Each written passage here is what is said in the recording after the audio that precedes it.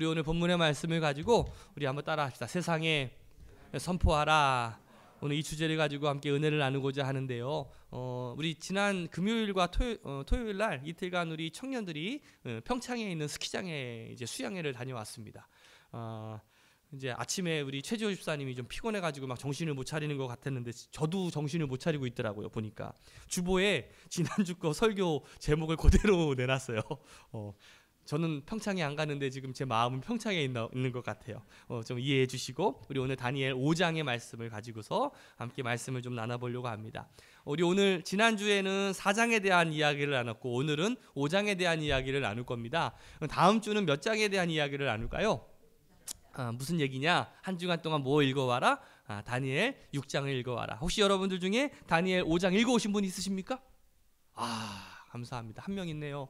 우리 여러분들 이렇게 지난주에도 제가 5장 읽어오세요라고 얘기를 했는데 목사 말은 그냥 개떡을 아는 게 우리들의 모습인 거니까 이번 주에는 한번 또 믿어보겠습니다. 사람은 계속 믿어봐야 되는 거야. 기대하고 믿어보고 다음 주에는 몇 명이나 읽어올까. 다니엘 6장 읽어오시면 되고요. 우리 오늘 다니엘 5장의 이야기를 주제로 해가지고 세상에 선포하라 라는 이야기를 함께 나눠보고자 합니다. 사실 다니엘서의 가장 큰 주제는 이거예요. 이 세상을 다스리시는 분이 하나님이심을 너희들이 알아라 라는 거거든요. 이 역사의 주관자고 역사를 이끌어 가시고 이걸 우리가 섭리라고 표현을 하는데 하나님의 섭리를 여러분들께서 그것만 알면 사실 다니엘서의 주제가 사실 그 이야기거든요.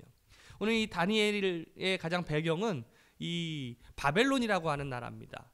사실 바벨론이라고 하는 나라는 그 당시 그 지중해에 있는 그 동쪽과 또 이제 그 중동 지역을 전체를 이제 다스리는 어떤 강력한 제국이라고 할 수가 있을 텐데 사실 바벨론이라고 하는 것이 사실 좀 이렇게 생소하고 잘 익숙하지가 않아요. 그래서 그 땅이나 그 영토가 얼마나 어떤지는 잘 모르겠지만 아마 이거를 생각하시면 될 것 같아요, 여러분들. 로마.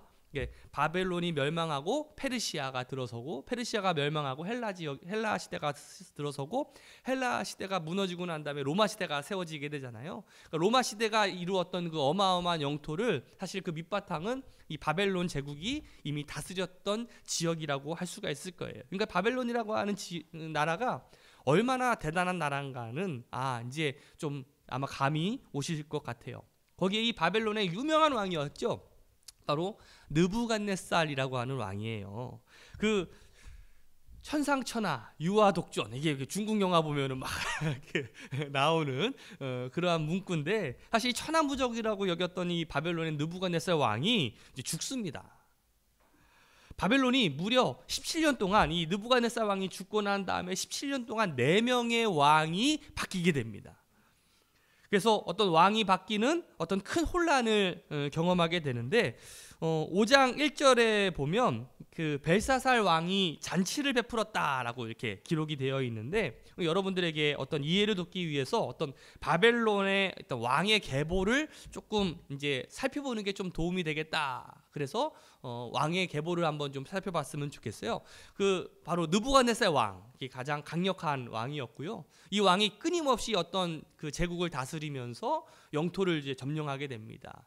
그러다가 여러분들 그 40년간을 이 느부갓네살 왕이 통치하게 되는데 여러분들 우리가 지난 시간에 살펴봤지만 이 느부갓네살 왕이 꿈을 2번을 꾸잖아요. 이제 첫 번째 꿈도 꾸고 두 번째 꿈을 꾼 이후에 6년이 지난 후에 죽게 됩니다. 그래서 562년 BC 562년에 죽게 되고 그의 아들 에월무로닥 이름도 어려워요.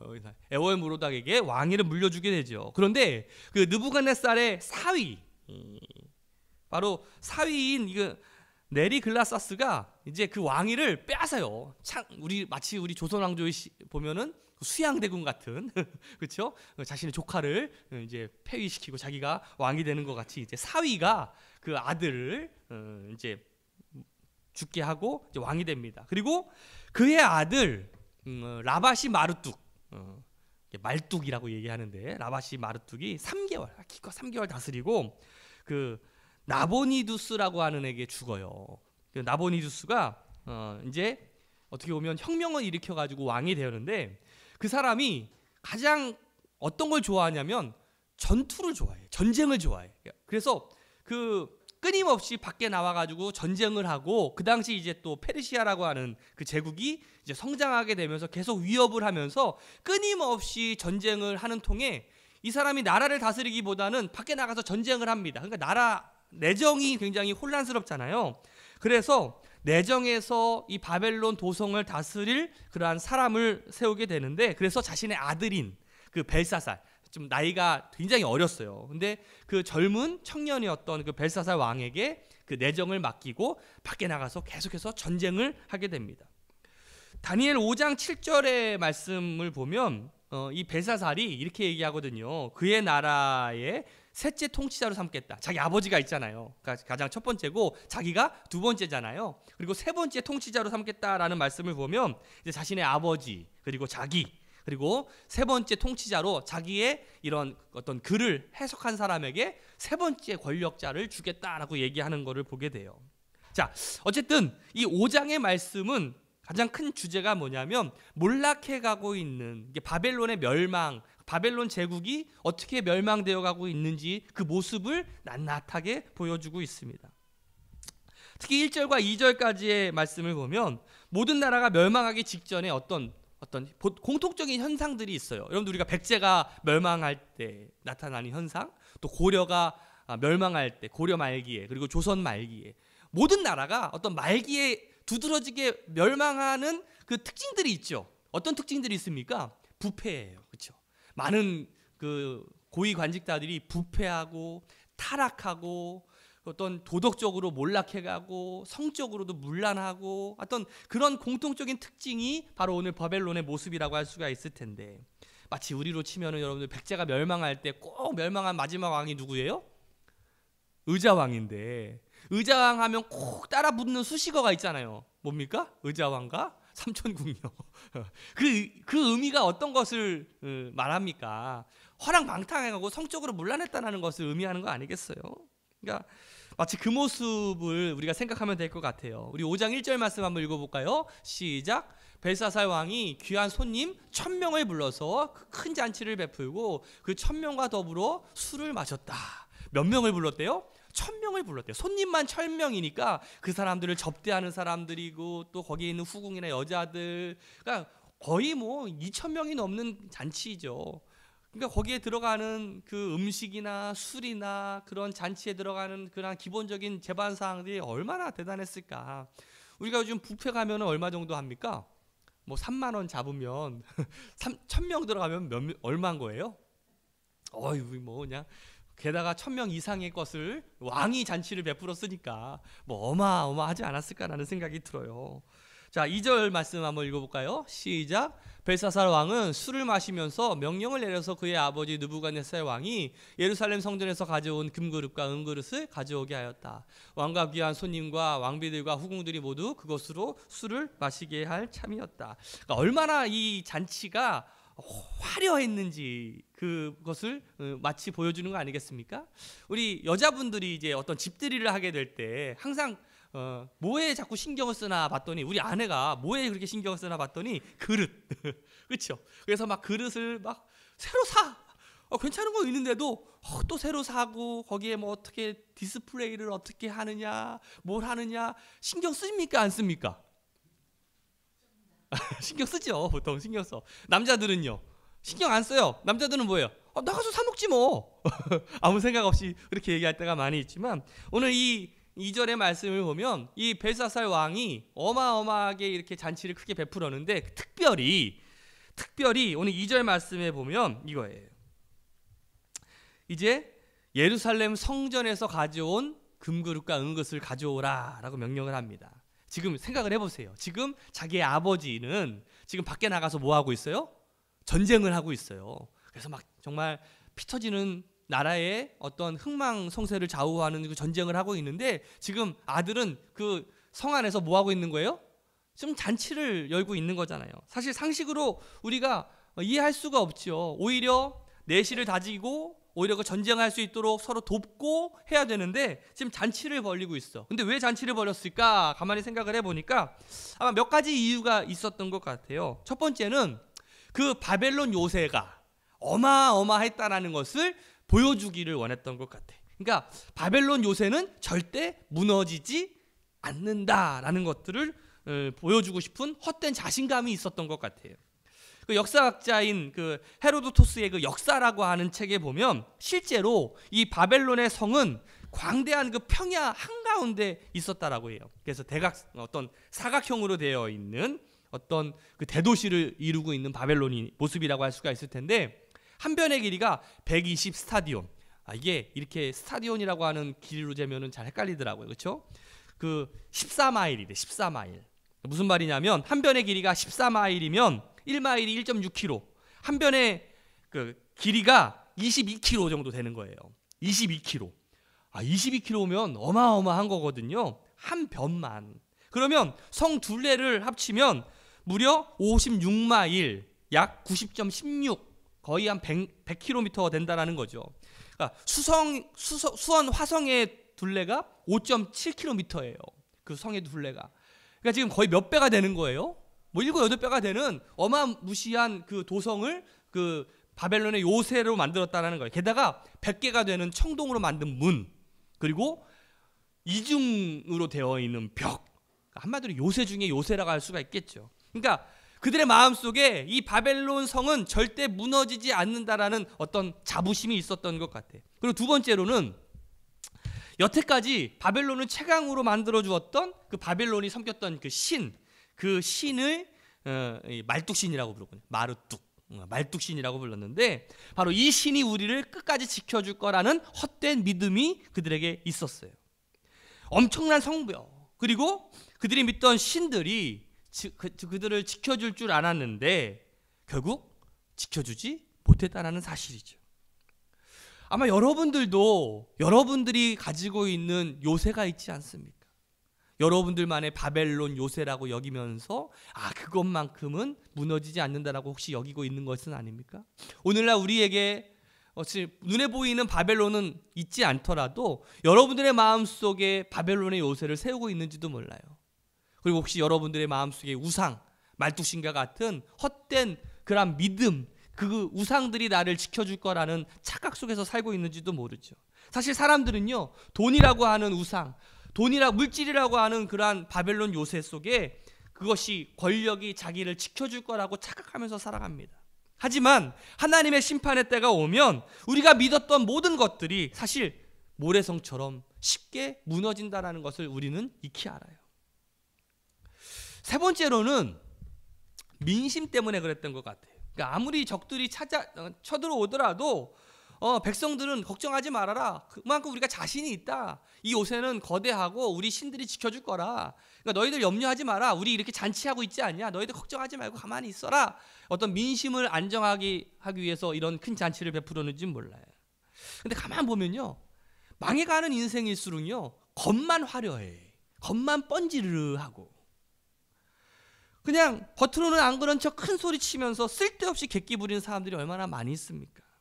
더 웃긴 거는요, 이 잔치에 초대된 이 1000명의 귀족들이 어떻게 보면 바벨론에 내노라 하는 사람들이고 엘리트고 최고 가는 권력자들 아니겠어요? 그런데 그 중에 어느 누구도 그 왕에게 진언을 하는 사람이 없어요.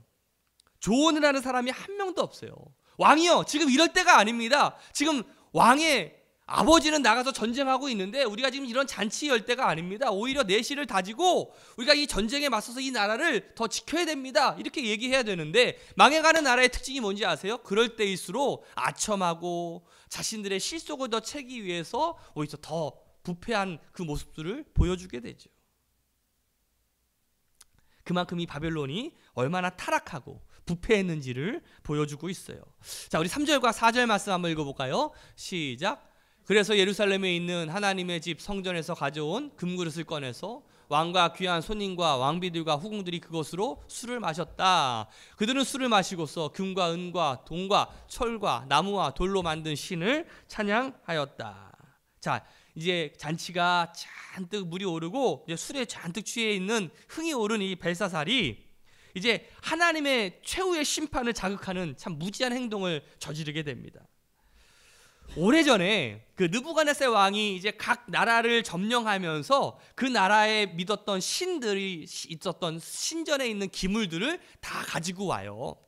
그래서 자신들이 믿었던 신의 어떤 신들을 섬겼던 그 신전의 창고에다 그 물건들을 놔두거든요. 왜 그랬느냐면 그 당시 고대 시대에는 그 전쟁을 신들이 하는 전쟁이라고 여겼어요.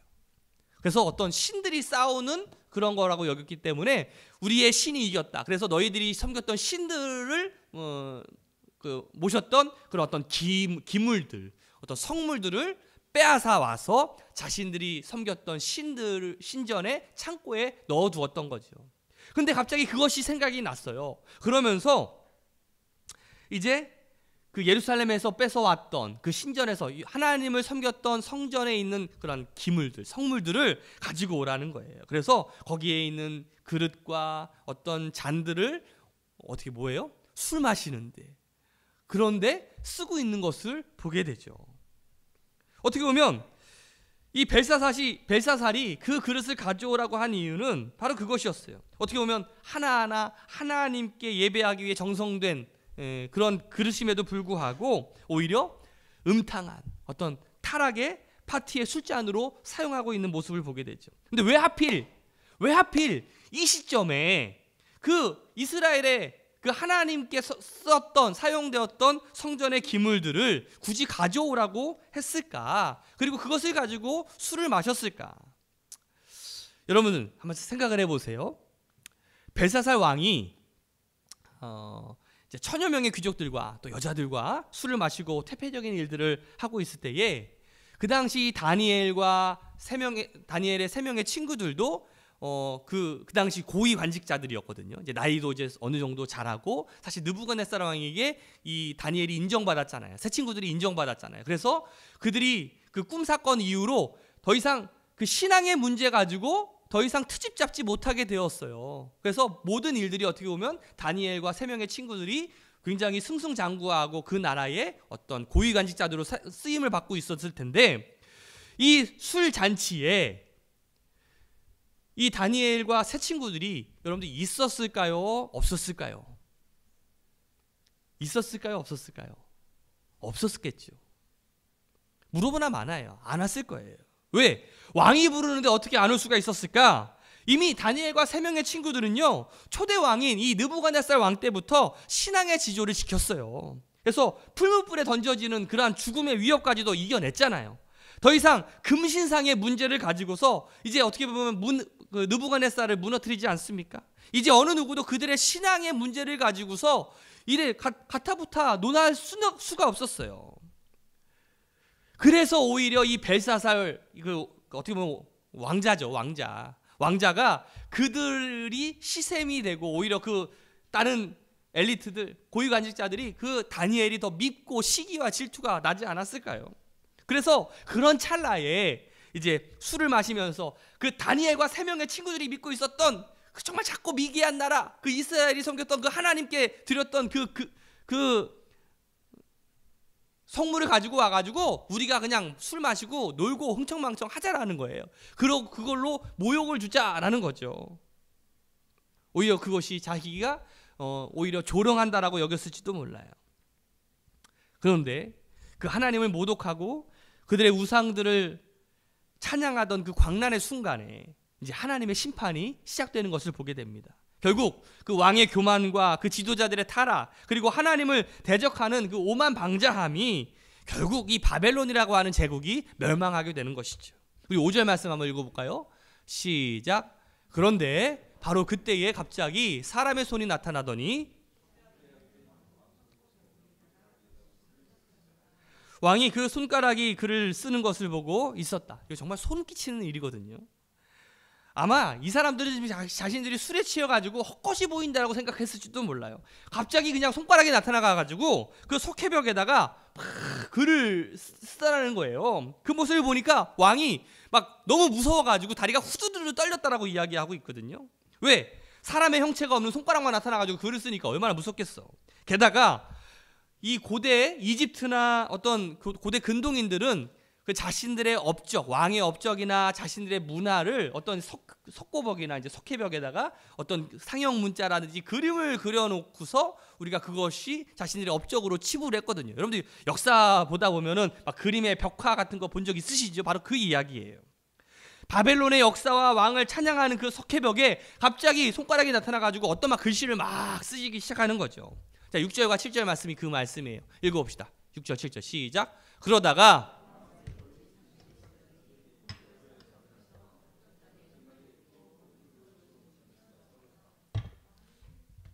자, 7절 왕은 큰 소리로 외쳐서 주술가들과 점성술가들과 점성가들을 불러오게 하였다. 그들이 들어왔을 때에 그는 바벨론의 지혜자들에게 말하였다. 누구든지 이 글자를 읽고서 그 뜻을 나에게 알려주는 사람은 자색 옷을 입히고 금 목걸이를 목에 걸어주며 이 나라의 셋째 가는 통치자로 삼겠다. 그 벨사살 왕이 놀라가지고 그것을 해석하는 사람에게 이러이러한 어마어마한 상급과 위치를 주겠다라고 명령을 내리죠. 가만히 보면요, 인간은요 초자연적인 존재에 대한 두려움이 있어요. 그리고 어떤 모르는 것에 대한 두려움이 분명히 있습니다. 그런데 호련히 나타난 그 손가락에 이 벽에 남긴 글씨는 사실 모두를 두려움에 떨게 할 수 있었고요. 뭐 술사, 점쟁이, 또 지혜자, 그 어느 누구에게도 물어봐도 그것을 해석하는 자가 없었다라고 말하고 있어요. 그 잔치가 완전히 난리가 나는 잔치가 되었겠죠. 가만히 생각을 해보면요, 제가 이 말씀을 읽어보면서 제가 느끼는 것이 그거예요. 결국 절대절명의 순간에는 하나님의 사람을 찾게 되어 있다라는 거예요. 그 당시 이 왕비가 참 지혜로웠던 것 같아요. 이제 이 벨사살의 어머니 이 태우가 이제 이 그 벨사살에게 이렇게 조언을 합니다. 다니엘을 찾아라. 다니엘을 찾아라. 자, 12절 말씀이 그거예요. 같이 읽어봅시다. 시작. 그의 이름은 다니엘입니다. 그에게는 탁월한 정신과 지식과 꿈을 해몽하는 총명이 있어서 수수께끼도 풀었고 어려운 문제도 해결했습니다. 느부갓네살 왕은 그의 이름을 벨드사살이라고 부르셨습니다. 이제 다니엘을 불러보십시오. 그러면 그가 그 글자를 풀어서 임금님께 알려드릴 것입니다.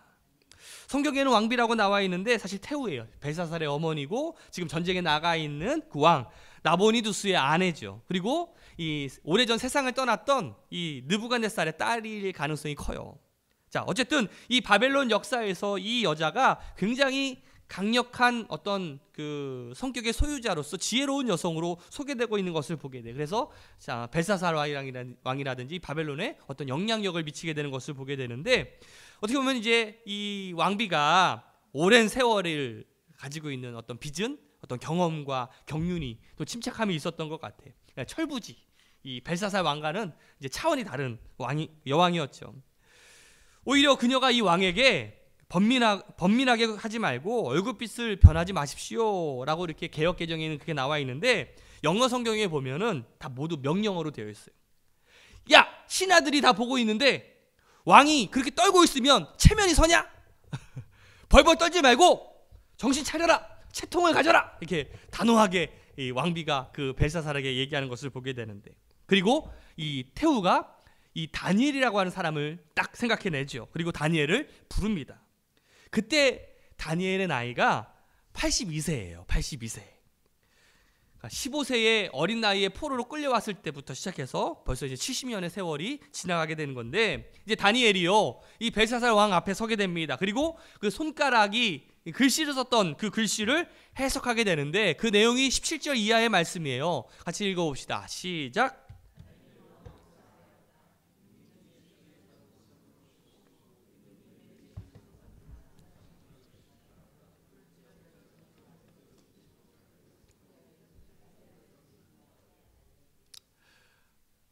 임금님이 내리실 상급은 다른 사람에게 주십시오. 저는 그게 필요 없습니다. 이제 나이가 들어가지고 죽을 때가 얼마 남지 않아가지고 이제 뭐 재물이 별로 필요 없나 보다. 여러분, 그렇지 않아요. 다니엘은요 15살 때부터 그랬어요. 왕이 주는 그 진미를 거절했잖아요. 수많은 상급과 권력과 그런 것들은 다 거절했어요. 다니엘은요 황금에 관심이 없었어요. 권력에 관심이 없었어요. 그는 15살 때부터 그랬던 것처럼 80이 넘어서도 여전히 하나님이 최고였어. 그래서 자신의 삶에 하나님을 드러내기를 끊임없이 원했고 하나님의 영광이 나타나기를 원했죠. 얼마나 통쾌합니까? 여러분들은 다니엘처럼 하실 수 있으십니까? 왕이 주는 상급을 거절하는 것은요, 왕의 권위를 거절하는 것과 같아요. 돈과 권세를 받으면요, 그 사람의 종이 될 수밖에 없잖아요. 여러분들 다른 사람의 돈을 받으면 그 다른 사람이 여러분들에게 어떤 요청을 하면 해야 돼요, 말아야 돼요? 해야 돼요. 어쩔 수 없어요. 왜? 뭐 받았으니까. 그게 뭐 굳이 뭐 내가 너한테 그냥 주는 거야. 별 뜻 없어. 이렇게 이야기하더라도 우리 마음이 그렇게 편하지 않아요. 이것을 다니엘이 거절할 수 있었던 이유는 벨사살, 당신의 돈과 권세로 나를 움직일 수 없습니다. 나를 부릴 수 없습니다. 라고 말하는 것과 똑같아요. 우리는 우상 숭배와 돈과 음란과 헛된 권력욕에 취한 이 세상이 우리에게 주는 것들을 담대하게 거절할 수 있는 그 다니엘의 기백, 그 결단, 그 용기를 우리가 배워야 됩니다. 이런 말이 있죠. 사자는 썩은 고기를 먹지 않는다. 여러분들 옆에 있는 사람한테 물어보세요. 당신이 사자입니까? 하이에나입니까? 시작. 진짜 하나님의 사람은요, 하나님을 모독하는 이들이 주는 그 썩은 고기를 받아 먹지 않아요. 우리가 입으로는 세상이 악하다, 더럽다, 타락했다라고 말하면서 정작 우리의 삶에서는 그 악한 세상이 주는 뇌물과 콩고물에 그냥 침 벌벌 흘리면서 살고 있다면 우리 삶에 어떤 능력이 나타날 수 있겠어요? 만약 그렇다면 세상에 비웃음밖에 되지 않겠죠. 세상이 주는 달콤한 어떤 콩고물, 뇌물들이 있지만 그것을 우리가 거절할 때 우리에게 영적인 권위가 세워지게 되고 이 썩은 세상을 향해서 우리가 담대하게 나아갈 수 있고 외칠 수 있는 거예요. 25절에 보니까 이 기록된 글씨, 도대체 뭐라고 기록이 되어 있을까? 자, 25절 말씀 한번 읽어봅시다. 시작. 기록된 글자는 바로 메네 데겔 그리고 바르신. 메네 데겔 바르신이라고 하는 글자예요. 자, 메네라고 하는 뜻은 뭐냐면 하나님께서 우리의 날을 세워보시고 정하신다라는 뜻이에요.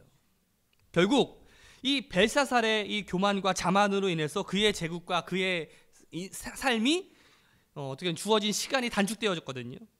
사실 이 모습을 보면 우리가 바벨론의 역사, 느부갓네살부터 시작된 바벨론의 역사뿐만 아니라 모든 인간이 세운 그러한 왕국과 제국을 보면 결국 사람들은요, 영원히 살 것처럼 살아요.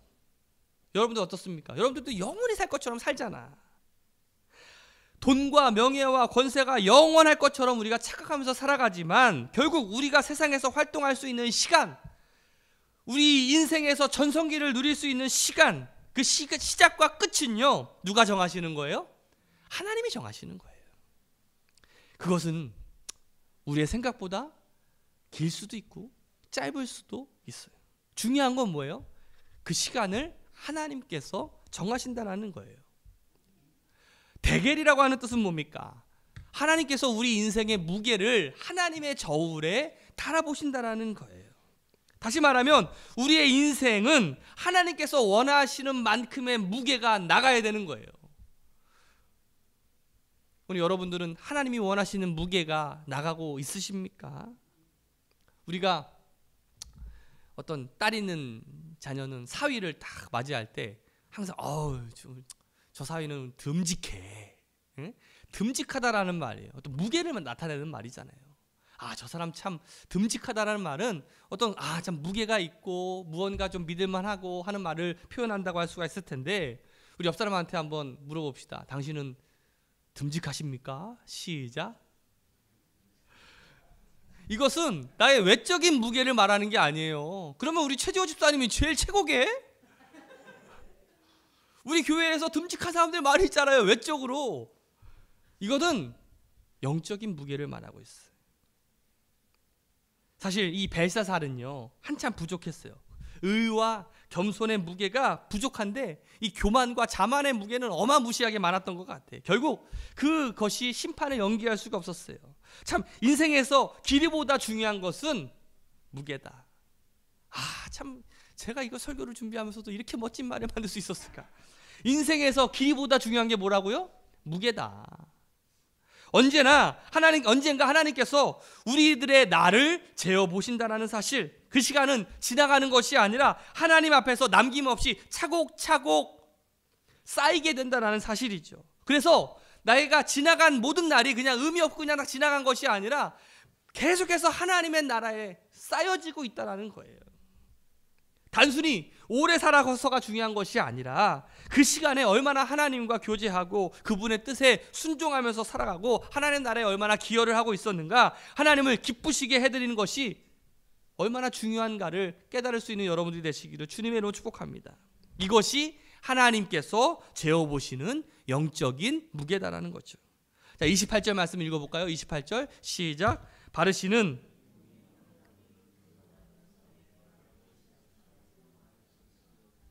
자, 베레스라고 하는 단어가 있어요. 자, 베레스라고 하는 이 원어가 이제 빼앗아 나누어 준다라는 뜻이거든요. 이제 이 말이 무슨 말이에요? 바벨론 시대가 이제 메대와 페르시아에 의해서 나누게 된다라는 것을 말하고 있어요. 다시 말하면 이제 너희 바벨론은 멸망하고 페르시아가 들어선다라는 것을 말하고 있어요.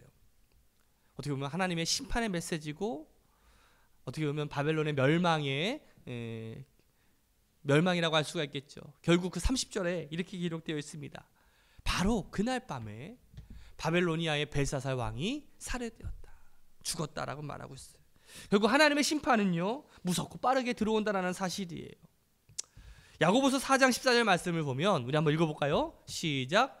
내일 일을 너희가 알지 못하는도다. 너희 생명이 무엇이냐? 너희는 잠깐 보이다가 없어지는 안개니라. 내일 일을 너희가 알지 못하는도다.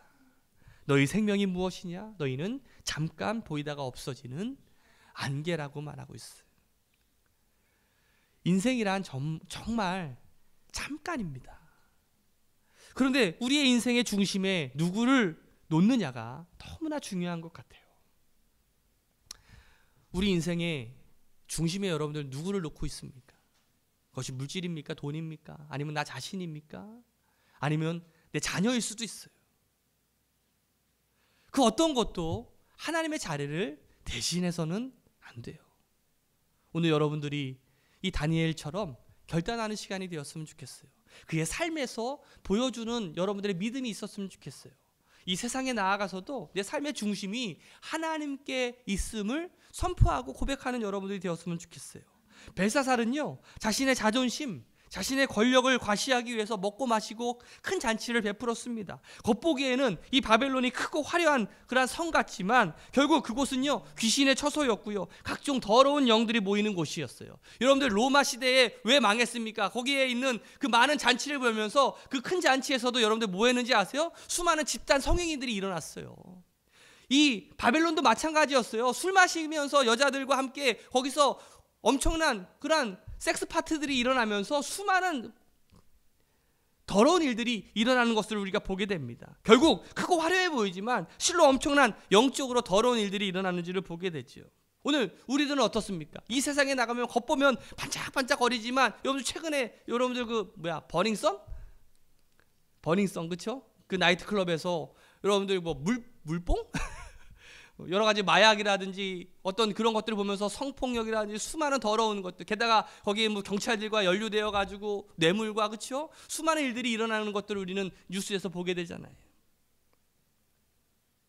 여러분들 우리가 꼭 기억해야 되는 것이 있어요. 눈에 보이는 세상은요, 결코 하나님의 심판을 피해갈 수 없다는 사실이에요. 오늘 여러분들께서 결단하며 이렇게 외쳤으면 좋겠습니다. 우리가 세상에 외쳐야 됩니다. 오늘 여호수아와 갈렙의 고백이죠. 나와 내 집은 여호와 하나님만 섬기겠다는. 여러분 세상에 선포하십시오. 역사의 주인이 여호와 하나님이시다라는 것. 하나님만이 나를 다스릴 수 있다는 것을 여러분들 선포할 수 있는 믿음의 시간들 되시기를 주님의 이름으로 축복합니다. 기도하겠습니다. 하나님.